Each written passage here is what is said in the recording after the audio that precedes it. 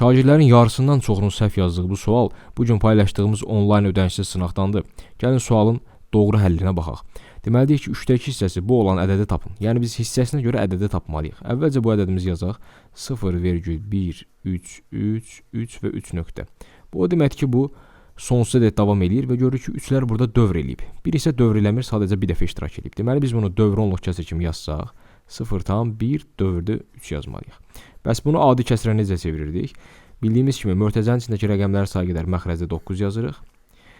Mötəzə ilə vergül arasındakı rəqəmlərin sayı qədər 0, bir dənə də 0. Sürətdə isə 13 çıxılsın 1. Yəni buna bir ədəd kimi baxırıq. 13 və çöldəkini çıxırıq. Bu da qalır 90-da 12. Bunda 6-ya ixtisarləsək 15-də 2 qalır. Deməli biz 3-də 2 hissəsi 15-də 2 olan ədədi tapmalıyıq. Bunu da necə eləyirdik? Ədədi hissə göstərən ədədə bölmək lazımdır. Yəni 15-də 2-ni bölməliyik 3-də 2-yə. 15-də 2-ni vururuq, onda tərsinə 2-də 3-ə. Burada gördüyümüz kimi 2-lər ixtisar olunur və 15-də 3 qalır. Bunu da daha sonra hər tərəfini 3-ə ixtisarləsək 5-də 1 qalar. Cavabı 5-də 1 kimi də qeyd etmək olar və yaxud onluq kəsrə çevirmək istəsək 0,2.